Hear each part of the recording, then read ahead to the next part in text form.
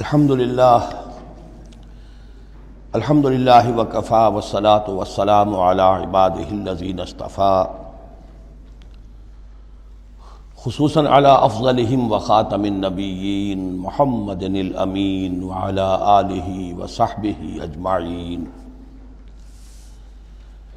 اما بعد فقد قال اللہ تبارک وتعالی کما ورد فی سورۃ النساء اعوذ باللہ من الشیطان الرجیم بسم اللہ الرحمن الرحیم یا ایہا الناس اتقوا ربکم الذی خلقکم من نفس واحدۃ وخلق منها زوجها وبث منہما رجالا کثیرا ونساء واتقوا اللہ الذی تساءلون به والارحام ان اللہ کان علیکم رقیبا صدق اللہ العظیم رب اشرح لی صدری ویسر لی امری واحلل عقدۃ من لسانی یفقہوا قولی اللہم ربنا الہمنا رشدنا واعذنا من شرور انفسنا اللہم ارنا الحق حقا وارزقنا اتباعہ وارنا الباطل باطلا وارزقنا اجتنابہ اللہم وفقنا لما تحب وترضى اللہم آنس وحشتنا فی قبورنا وارحمنا بالقرآن العظیم اللہم اجعلہ لنا اماما ونورا وہدا ورحمہ اللہم ذکرنا منہ ما نسینا وعلمنا منہ ما جہلنا وارزقنا تلاوتہ آناء اللیل وآناء النہار واجعلہ لنا حجتا یا رب العالمین آمین۔ آج ہم اللہ کا نام لے کر سورہ نساء کا ترجمہ اور مختصر تشریح شروع کر رہے ہیں۔ جیسا کہ میں آپ کو بتا چکا ہوں کہ قرآن مجید میں مکی اور مدنی صورتوں کے جو گروپ ہیں ان میں سے پہلا گروپ 5 صورتوں پر مشتمل ہے۔ مکی صورت صرف سورہ فاتحہ ہے، حجم میں بہت چھوٹی، معنی میں، مفہوم میں، عظمت میں، فضیلت میں بہت بڑی۔ اس کے بعد 4 صورتیں جو ہیں وہ مدنی ہیں، بقرہ، نساء، آل عمران اور مائدہ۔ اور یہ جو 4 صورتیں ہیں یہ دو صورتوں کے 2 جوڑوں کی شکل میں ہیں۔ سورۃ البقرہ، سورۃ آل عمران، یہ الزہراوین، خود حضور نے ان کو ایک نام دیا مشترک، اور ان میں جو مناسبتیں ہیں، مشابہت ہیں، وہ تفصیل کے ساتھ ہمارے ترجمے کے دوران سامنے آتے رہی ہیں۔ نسبت زوجیت کس اعتبار سے ہے، ایک دوسرے کی تکمیل کس پہلو سے کرتی ہیں، یہ بات بھی سامنے آئی۔ اب جو 2 صورتیں ہیں یہ سورۃ النساء اور سورۃ المائدہ، یہ جوڑے کی شکل میں ہیں۔ ان میں ایک تو بڑا کنٹراسٹ نظر یہ آئے گا کہ سابقہ 2 صورتوں میں پہلے حروف مقطعات اور دونوں میں پھر قرآن مجید اور کتب سماویہ کی عظمت کا بیان، جبکہ ان دونوں صورتوں میں کوئی تمہیدی اس طرح کی گفتگو نہیں ہے، براہ راست خطاب ہو رہا ہے۔ البتہ یہ فرق ہے وہ نسبت زوجیت کے اعتبار سے کہ سورہ نساء میں خطاب ہے یا ایھا الناس، اے لوگو، خطاب عام ہے، اور سورۃ المائدہ کا آغاز ہوتا ہے یا ایھا الذین آمنوا، وہاں خاص ہے، انسانوں میں سے جو لوگ ایمان کے دعوے دار ہوں۔ باقی جس طرح سورہ بقرہ اور سورہ آل عمران نصفین میں منقسم ہیں، اس طرح کا معاملہ ان دونوں صورتوں کا نہیں ہے۔ اپنے اسلوب کے اعتبار سے یہ دونوں صورتیں سورہ بقرہ کے نصف ثانی کے مشابہ ہیں، یعنی چند مضامین کی لڑیاں چل رہی ہیں لیکن آپس میں اس طرح بٹی ہوئی ہیں، گتھی ہوئی ہیں رسی کی طرح کہ وہ نظر آئیں گی کٹواں، ایک لڑی لال ہے، ایک پیلی ہے، ایک ہری ہے، ایک نیلی ہے، لیکن جب آپ ان کو بٹ دیتے ہیں تو ایک طرف سے دیکھیں گے تو وہ کٹا پھٹا رنگ نظر آئے گا، مسلسل لال نہیں نظر آئے گا، مسلسل پیلا، نہ نیلا نہ ہرا۔ کھول دیں گے تو معلوم ہوگا کہ وہ تو واقعتاً ایک علیحدہ لڑی ہے، ایک نیلی ہے، ایک پیلی ہے۔ تو وہاں تو میں نے سورہ بقرہ میں آپ کو بتایا تھا کہ 4 ڈوریاں ہیں، 2 کا تعلق شریعت سے، شریعت میں 2 لڑیاں ہوئیں، ایک عبادات اور ایک معاملات۔ 2 کا تعلق ہے جہاد فی سبیل اللہ سے، ایک جہاد بالمال یعنی انفاق فی سبیل اللہ، اور ایک جہاد بالنفس کی آخری شکل یعنی قتال فی سبیل اللہ. یہ چاروں کا تانا بانا سورہ بقرہ کے نصف ثانی میں تھا. یہاں سورہ نساء میں بھی آپ دیکھیں گے کہ 3 لڑییں ہیں یہاں، اور وہ اسی طرح آپس میں گتھی ہوئی ہیں. نظر آئیں گی کٹواں، لیکن اگر آپ ان سب کو علیحدہ علیحدہ کر لیں تو وہ اپنی جگہ پر ایک علیحدہ مضمون بن جائے گا. لیکن یہاں پر جو خطاب ہے، ایک لڑی تو وہ ہے کہ جس میں خطاب ہے اہل ایمان سے، اور وہ اسی طریقے سے جیسے سورہ بقرہ میں وہی 4 چیزیں اس میں آئیں گی: قتال، انفاق اور احکام شریعت، عبادات. لیکن دوسرا خطاب ہے اس میں اہل کتاب سے. اس میں یہ کہ نصارہ اور یہود دونوں گڈمڈ ہیں، ملے جلے ہیں. اب اہل کتاب کا معاملہ ہے. پہلی 2 صورتوں میں علیحدہ علیحدہ مسئلہ چل رہا تھا. تیسرے سب سے بڑا حصہ اس سورہ مبارکہ کا وہ ہے جو منافقین سے خطاب پر مشتمل ہے. لیکن وہ اکثر و بیشتر لوگ وہاں بات سمجھ نہیں پاتے، اس لیے کہ وہاں بھی خطاب ہوتا ہے یا ایھا الذین آمنوا سے. پورے قرآن میں کہیں یا ایھا الذین نافقوا نہیں آیا. یا ایھا الکافرون بھی ہے، یا ایھا الذین کفروا بھی ہے، یا ایھا الذین آمنوا بھی ہے، یا ایھا الذین نافقوا کہیں نہیں. اس لیے کہ منافق بھی قانوناً تو مسلمان ہی ہوتے تھے. تو اصل میں یہ بڑی گہری نظر کی ضرورت ہے کہ یہ پہچانا جائے کہ یہاں یا ایھا الذین آمنوا مومنین صادقین کی طرف روح سخن ہے یا منافقین کی طرف ہے. اگر یہ فرق نہ کیا جائے تو بڑی غلط فہمی ہو جاتی ہے بعض مقامات پر. مثلا سورہ توبہ کے بعض مقامات ہیں: یا ایھا الذین آمنوا ما لکم اذا قیل لکم انفروا فی سبیل اللہ اثاقلتم الی الارض. اہل ایمان تمہیں کیا ہو گیا جب تمہیں کہا جاتا ہے اللہ کی راہ میں نکلو تو تم بوجھل ہو جاتے ہو، زمین میں دھنسے جاتے ہو. تو اس سے ایک عام سوء ظن پیدا ہو سکتا ہے کہ شاید یہ عام مسلمانوں کا مسئلہ تھا. یہ عام مسلمانوں کا مسئلہ نہیں تھا، یہ منافقین کا مسئلہ تھا. روح سخن وہاں منافقین کی طرف ہے. مومنین صادقین تو ہر وقت اس کے لیے آمادہ رہتے تھے کھلے دل کے ساتھ کہ واپس نہیں پھیرا کوئی فرمان جنوں کا، تنہا نہیں لوٹی کبھی آواز جرس کی. وہ تو تیار ہر وقت. تو اصل میں یہ دیکھنا ہوتا ہے کہ کس آیت میں رخ کس کی طرف ہے. اس اعتبار سے یہ سورہ مبارک کا اہم ترین ہے. لیکن سورہ بقرہ میں تو پورے میں لفظ نفاق آیا ہی نہیں. یہ حکمت خداوندی ہے کہ اس مرض کو پہلے چھپا کے رکھا ہے کہ علامات تو بیان کر دی کہ یہ بیماری ہے، تاکہ جو بھی متنبع ہو جائے وہ اپنے علاج کی طرف متوجہ ہو جائے. لیکن یہ کہ جو لوگ نہیں متوجہ ہوئے، معلوم ہوا کہ اب ان کو تھوڑا سا نمایاں کرنا ضروری ہے، بات اریاں کر کے کرنی پڑے گی. تو سورہ آل عمران میں 1-2 جگہ نفاق کا لفظ آ گیا. لیکن یہاں اب جو سب سے بڑا مضمون ہے سورہ بقرہ میں وہ منافقین کا ہے. یوں سمجھیے کہ 176 جو اس کی آیات ہیں، اس میں سے 55 آیتیں ہیں کہ جن کا جو میرا تجزیہ ہے روح سخن ہے مومنین صادقین کی طرف. صرف 37 آیات ہیں کہ جن میں خطاب ہے اہل کتاب سے، یہود اور نصارہ سے مشترک طور پر، اور 84 آیات ہیں جن میں خطاب منافقین سے. لیکن وہی بات جو میں نے عرض کی کہ جہاں بھی ان سے بات ہوگی یا ایھا الذین آمنوا کے حوالے سے ہوگی، اس لیے کہ ایمان کے دعوے دار تو وہ بھی تھے.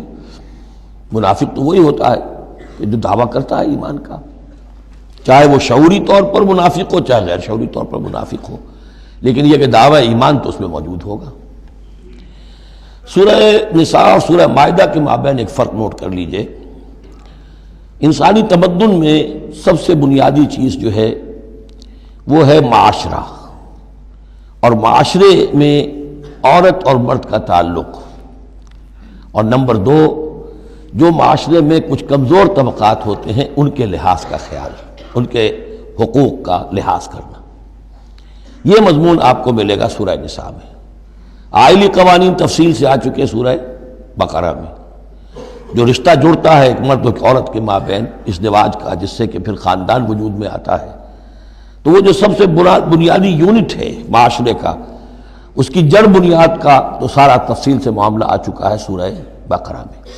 سورہ آل عمران اس اعتبار سے منفرد ہے کہ اس میں شریعت کے احکام نہیں ہیں سوائے اس ایک حکم کے جو سود کے بارے میں آیا ہے، لا تاکلوا الربا اضعافا مضاعفا. کوئی اور احکام شریعت جو ہے اس میں نہیں.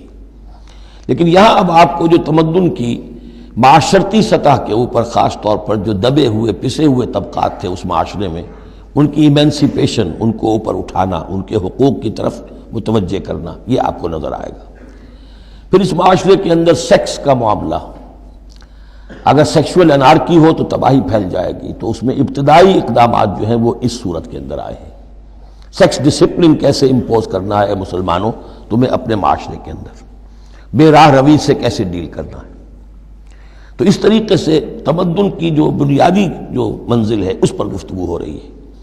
سورہ مائدہ میں جا کر پھر جو تمدن کی بلند ترین منزل ہے ریاست، اور یہ کہ پھر اعلیٰ سطح کے اوپر عدالتی نظام، چوری ڈاکہ وغیرہ کا سد باب، اس کے لیے کیا حدود ہیں، اس کے لیے کیا تعزیرات ہیں، یہ بھی آگے آئیں گی۔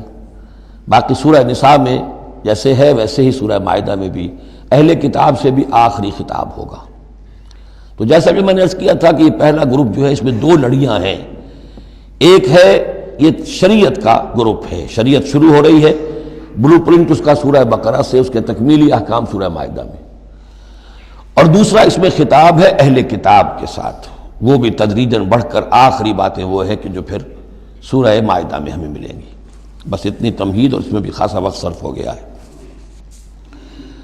یا ایھا الناس اتقوا ربکم الذی خلقکم من نفس واحدۃ۔ اب دیکھیے معاشرتی مسائل کے ضمن میں گفتگو ہے تو ایسی بنیادی بات سے شروع کی ہے، اے لوگوں اپنے اس رب کا تقوی اختیار کر لو جس نے تمہیں ایک جان سے بنایا، وَخَلَقَ مِنْهَا زَوْجَهَا، اور اسی سے اس کا جوڑا بنایا۔ یہاں یہ نوٹ کرنے والی بات ہے کہ یہاں حضرت آدم کا لفظ نہیں ہے کہ آدم سے ان کا جوڑا بنایا، بلکہ نفس سے بنایا۔ اس میں وہ بات پوری طریقے سے ایکوموڈیٹ ہو سکتی ہے کہ یہاں مراد کیا ہے؟ نوع ایک ہے، جنسیں دو ہیں۔ بکرا بکری نوع ایک ہے، جنس دو ہیں، ایک ہی نوع سے، اسی نوع سے تمہارا جوڑا بنایا۔ ہیومن بینگز، ہومو سیپینز، نوع ایک ہے، اسپیشیز ایک ہے، لیکن اس کے اندر ہی سے وہ سیکشول ڈفرینسیشن جو ہوئی ہے اس کے حوالے سے جوڑا بنا ہے۔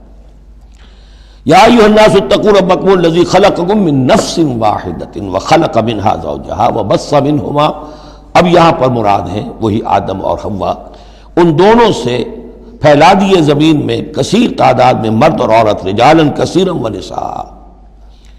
یعنی اس تمدن انسانی کو اگر آپ ٹریس کریں گے، پیچھے لے جائیں گے، تو اس کی کامن ایک اس کی بگننگ ہے، ایک انسانی جوڑا آدم اور حوا۔ اس رشتے میں پوری نوع انسانی جو ہے رشتہ اخوت میں منسلک ہو جاتی ہے، اس لیول پر جا کر۔ ایک ہے سگے بہن بھائی، ایک ہے دادا دادی پر جا کر کزنز مل جائیں گے، پردادا پردادی پر جا کر اور ایک لمبا حلقہ ہو جائے گا۔ چلتے جائیے تو آدم و حوا کی نسل جو ہے وہ جا کر آخر بالآخر ایک پیرنٹس ہیں، ایک کپل ہے، آدم اور حوا۔ واتقوا اللہ الذی تساءلون بہ والارحام، اور اس دیکھیے ایک ہی آیت میں دوسری مرتبہ پھر تقوی کا حکم، اور تقوی اختیار کرو اس اللہ کا جس کا تم ایک دوسرے کو واسطہ دیتے ہو۔ آپ کو معلوم ہے کہ دنیا میں فقیر بھی مانگتا ہے تو اللہ کے نام پر مانگتا ہے، اللہ کے واسطے مانگتا ہے، اور اکثر و بیشتر معاملات جو تمدنی ہوتے ہیں، گھریلو جھگڑے ہوں، ان کو بھی جب نمٹانا ہوتا ہے تو آخر کار کہنا پڑتا ہے کہ اللہ کا نام مانو اور تم یہ بات چھوڑ دو، اپنی عزت سے باز آ جاؤ۔ تو جہاں آخری اپیل کرنی ہے اللہ کے حوالے سے تو اس کا تقوی اختیار کرو، تو یہ جھگڑے ہو گئی نہیں، اس کے احکام پر چلو۔ اس نے سوسائٹی کے مختلف طبقات کے حقوق معین کر دیے، مرد کے حقوق، عورت کے حقوق، رب المال کے حقوق، عامل کے حقوق، مضاربت ہے تو ایک وہ ہے کہ جس کا سرمایہ ہے، اور ایک وہ ہے کہ جو کام کر رہا ہے، دونوں کے کیا حقوق ہیں، کیا اختیارات ہیں۔ اگر ان کی پیروی کی جائے، ان کی پابندی کی جائے تو جھگڑا نہیں ہوگا۔ والارحام، اور رحمی رشتوں کا لحاظ رکھو۔ یہ وہ رحمی رشتہ ہے جیسا کہ میں نے بتایا، والدہ پر جا کر بہن بھائی ایک ہو گئے، دادی پر جا کر ایک اور بڑی تعداد میں ایک ہو گئے، یہ رحمی رشتے ہیں۔ لیکن انہی رحمی رشتوں کو پھیلاتے چلے جائیے تو کل بنی آدم، اور جتنے بھی بنات حوا ہیں وہ سب ایک ہی نسل سے، ایک ہی باپ اور ایک ہی ماں کی اولاد ہیں۔ ان اللہ کان علیکم رقیبا، یقیناً اللہ تعالیٰ تم پر نگران ہے۔ یہ تقوی کی روح ہے۔ اگر یہ خیال رہے کہ میں کسی کی نگاہ میں ہوں، کوئی مجھے دیکھ رہا ہے، میرا ہر عمل اس کی نگاہ میں ہے، چھپا ہوا نہیں ہے، چاہے میں نے سب دروازے بند کر دیے، کھڑکیاں بند کر دیں اور پردے لگا دیے، سب کچھ ہو گیا، لیکن ایک آنکھ سے میں نہیں چھپ سکتا۔ ان اللہ کان علیکم رقیبا، اگر یہ مستحضر رہے تو پھر تقویٰ ہوگا، پھر اللہ کے حکم کی پابندی کی جائے گی۔ اب دیکھیے یہ حکمت نبوت ہے صلی اللہ علیہ وسلم، اس آیت کو حضور نے خطبہ نکاح میں شامل کیا، کیونکہ نکاح کا موقع کیا ہوتا ہے کہ ایک مرد ایک عورت کے درمیان پھر وہی رشتہ ازدواج قائم ہو رہا ہے، آدم کا ایک بیٹا، حوا کی ایک بیٹی، پھر اسی رشتے میں منسلک ہو رہے ہیں جس میں کہ آدم اور حوا تھے، جس طرح ان سے نسل پھیلی ہے اب ان سے آگے نسل بڑھے گی۔ لیکن یہ کہ اس پورے معاشرتی معاملے میں، خاندانی معاملات میں، عائلی معاملات میں، جیسے سورہ بقرہ میں ہم نے دیکھا کتنی مرتبہ واتقوا اللہ واتقوا اللہ واتقوا اللہ، تقویٰ نہیں ہوگا تو پھر خالی قانون جو ہے اس کے اندر وہ تاثیر نہیں ہوا کرتی۔ قانون کو تو تختہ مشق بھی بنایا جا سکتا ہے، وَلَا تَتَّخِذُوا آیَاتِ اللَّهِ هُزُوًا، اللہ کی آیات کا ٹھٹا ہی نہ بنا دو، کہ قانون کا تقاضا تو پورا ہو رہا ہے لیکن اس کی جو روح ہے وہ بالکل ختم ہو جاتی ہے۔ وَآتُوا الْيَتَامَىٰ أَمْوَالَهُمْ، اور وہ جو دبے ہوئے طبقات ہیں ان میں سے یتیم ایک اہم طبقہ تھا، ان کے کوئی حقوق نہیں تھے، مال ان کے ہڑپ کر لیے جاتے تھے، کمزور تھے۔ وَآتُوا الْيَتَامَىٰ أَمْوَالَهُمْ وَلَا تَتَبَدَّلُوا الْخَبِيثَ بِالطَّيِّبِ، ان کا مال جو ہے اس میں سے اچھا مال لے لیا، برا ان کو اپنا برا مال ان میں شامل کر دیا۔ انہیں کیا پتہ چلا؟ اگر اول تو یہ کہ ہڑپ ہی کر گئے، نہیں تو بہت متقی ہوئے تو چلیے تعداد پوری کر دی، لیکن یہ کہ ان کا جو اچھا مال تھا اپنے طرف لے لیا اور ردی مال ادھر لگا دیا۔ وَلَا تَأْكُلُوا أَمْوَالَهُمْ إِلَىٰ أَمْوَالِكُمْ، اور ان کے مال اپنے مالوں میں شامل کر کے ہڑپ نہ کرو۔ إِنَّهُ كَانَ حُوبًا كَبِيرًا، یقیناً یہ بہت بڑا گناہ، بہت بڑے بوال کی بات ہے۔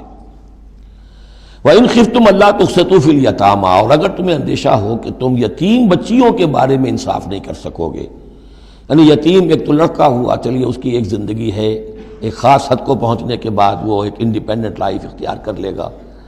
یتیم لڑکی کا معاملہ یہ ہوتا تھا کہ وہ یہ کہ کوئی ولی ہے، اس سے انہیں نکاح بھی کر لیا لڑکی سے تاکہ اس کا مال بھی قبضے میں آ جائے، اور چونکہ یتیم ہے اس کے پیچھے اس کے حقوق کی نگہداشت کرنے والا کوئی ہے ہی نہیں۔ اگر ماں باپ ہوں تو ظاہر بات ہے کہ پھر وہ بچی کے حقوق کے بارے میں بھی تو کچھ بات کر سکیں، لہذا جس طرح چاہیں اس پر ظلم کریں، ان کا کوئی پرسان حال نہیں۔ تو اس میں خاص طور پر کہ یتیم ایک تو ہے لڑکا اور ایک لڑکی یتیم۔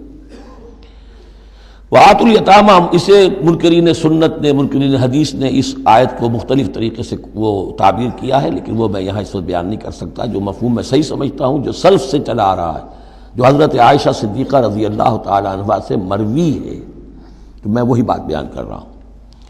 یہاں جو ہے دوسری آیت میں، یہ تیسری آیت میں، وہ یتامہ سے مراد ہے یتیم بچیاں، یتیم خواتین۔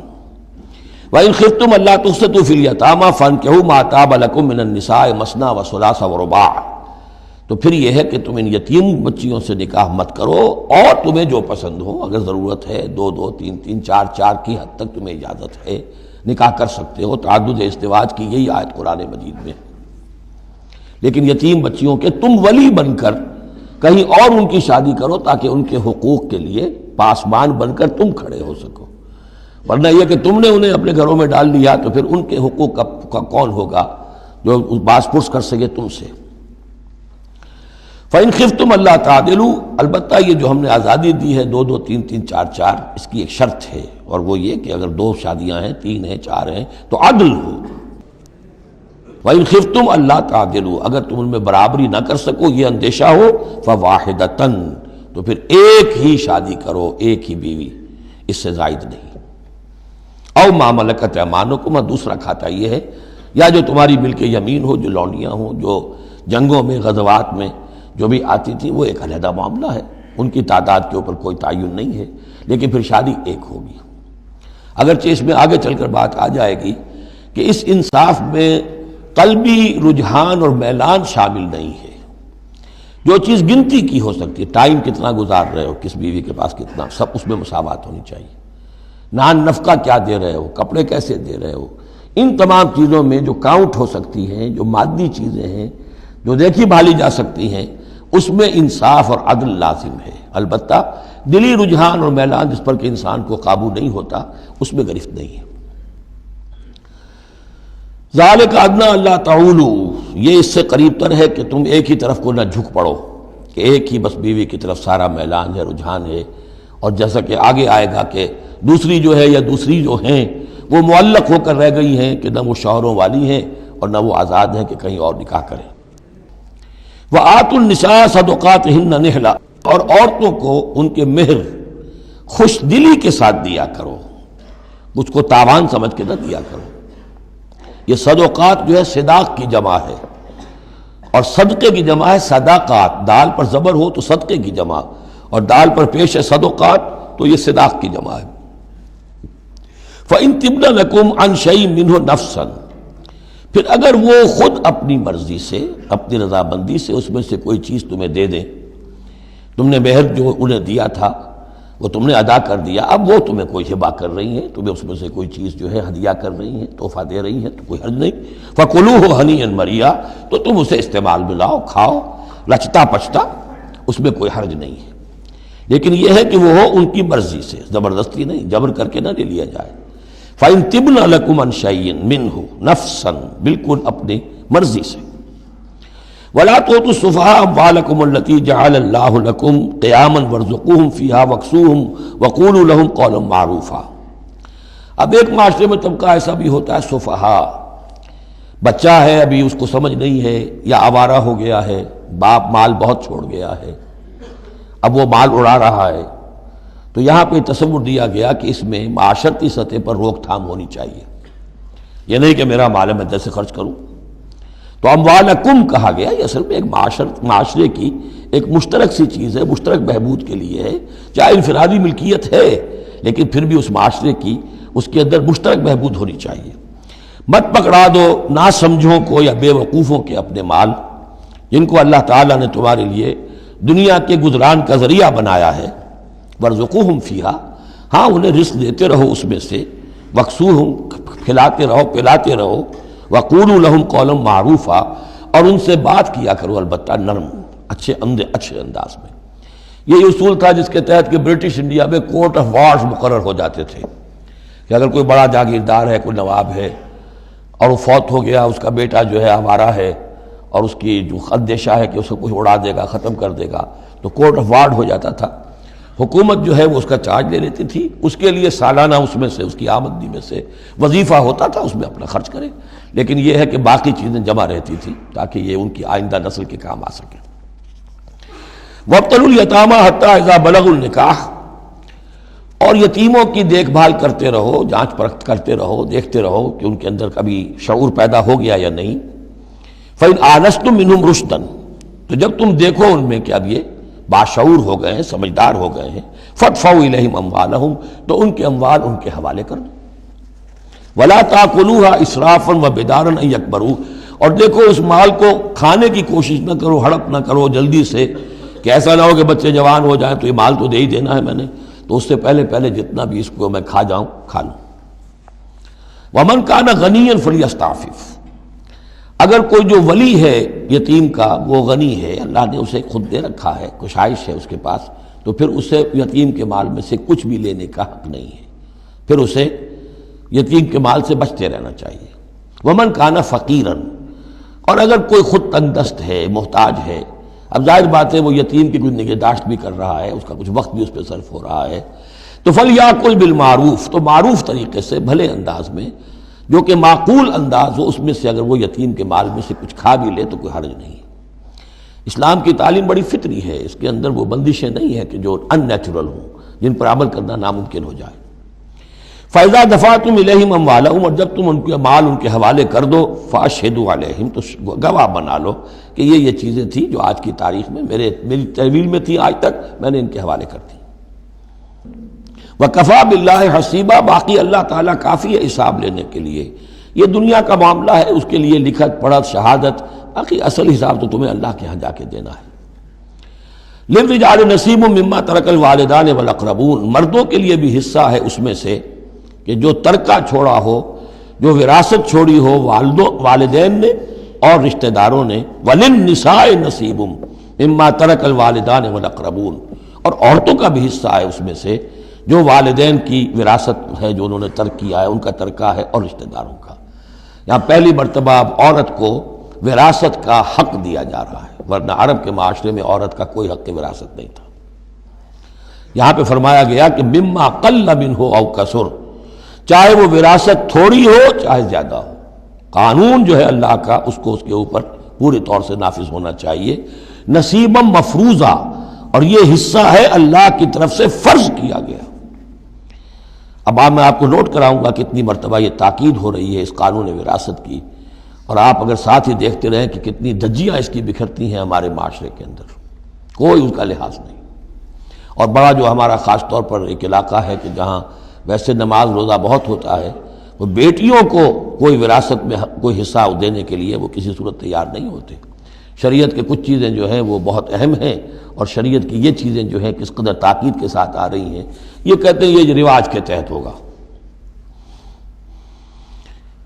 وَإِذَا حَضَرَ الْقِسْمَةَ أُولُو الْقُرْبَى، اور جب وراثت کی ترکے کی تقسیم ہو رہی ہو تو اب اگر وہاں کچھ قرابت دار بھی آ جائیں، والیتامى، یتیم بھی آ جائیں، والمساکین، کچھ محتاج بھی آ جائیں، فارزقوہم منہ وقولوا لہم قولا معروفا، تو انہیں بھی کچھ دے دلا دو اس میں سے، کیونکہ اس وقت دیکھ رہے ہیں تقسیم ہو رہی ہے، وہ بالکل محتاج ہیں، تو احساس محرومیت جو ہے اس کو کسی نہ کسی درجے میں جو بھی اس کے اندر کچھ ان کی بداوا ہو سکتا ہو کرو۔